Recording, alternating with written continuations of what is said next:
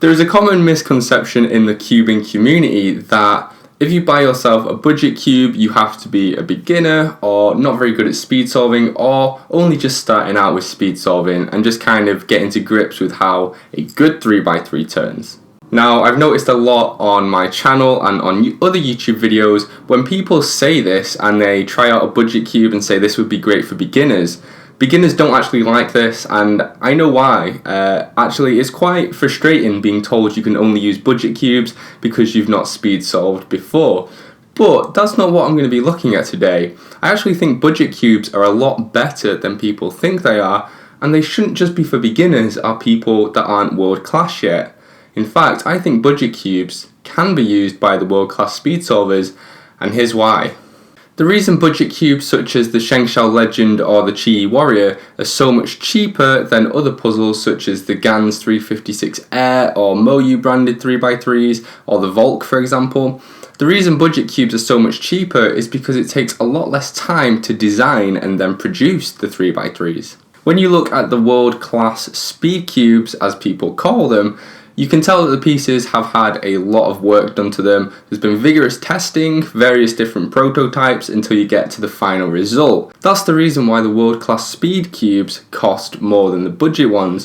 When you look at a budget 3x3 for example, the pieces are generally quite blocky, quite simple, and quite similar to what a Rubik's brand 3x3 looks like, with just a couple of changes to make them turn a bit better. It probably costs about the same, if not, a marginal difference between producing the Gan 356 Air and the Shengshao Legend. There's not that much more plastic going in, the molds can't be that much more expensive, it's just the designing and the testing going into it that makes the difference. But how much does this actually affect the way that you can turn a puzzle, and how much is it going to change your times when you're actually competing? Over the past few weeks I've been doing loads and loads of solves on my main speed cube, the Gans 356 Air, Macaron Purple Christmas Edition limited edition thing, and on the Shengshao Legend and other budget cubes, including the Rubik's brand, which isn't actually a budget cube because it's one of the most expensive 3x3s out there, but let's just go with it because I'm going to prove to you you can get sub 20 times with a Rubik's brand, quite easily actually. When we compare the Gans 356 Air to the Shengshao Legend, obviously the spec is a lot better. You have far superior corner cutting to the Shengshao Legend, and it does just turn faster, that's just the way that the puzzle is. You're less likely to get a lockup if you do rough turns, which is great, and that's exactly what you're paying for. But when we consider the price of the two, the Gans 356 Air costs a heck of a lot more than the Shengshao Legend, depending on which variation of the Air you get. I mean, there are a load of them out there now, so yeah.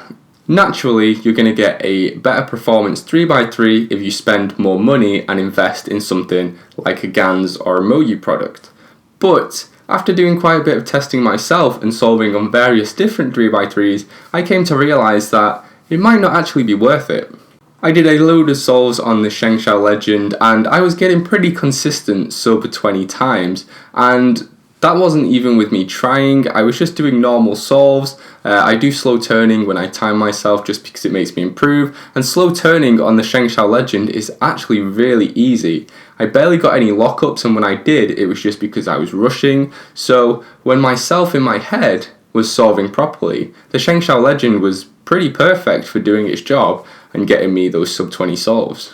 With the Gans 356 Air, yes, if you are being a bit sloppy that day and you are doing kind of rough turns and you need the corner cutting, it will have your back.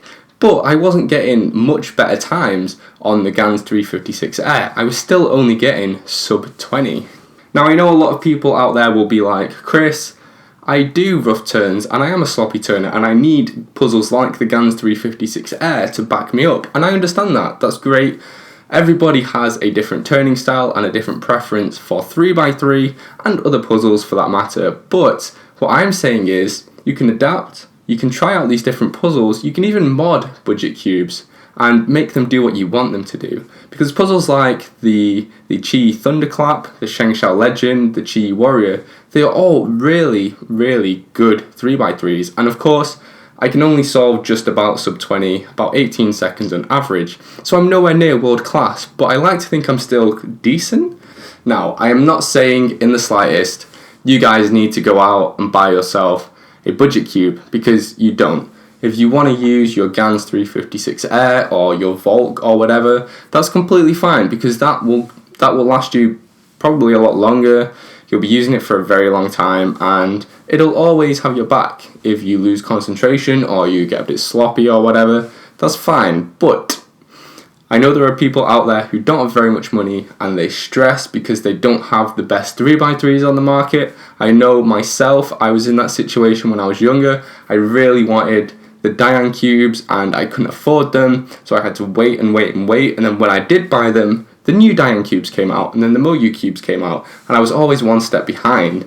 And what I'm saying now is, you don't need to worry about that, because if you get yourselves a good budget cube and you set it up the way you want it, then you're not going to need anything else, and you're not going to have to spend all that money on a world-class speed cube.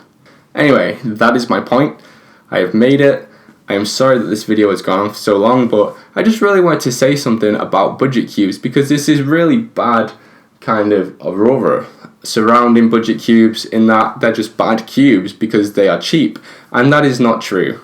So yeah, there we go. That is it from me, guys. I hope you've enjoyed this video. I hope it's been informative, and if it has, remember, leave a thumbs up, leave a comment down below and let me know what your favorite budget cube is, and then of course subscribe, and I'll see you guys in the next video.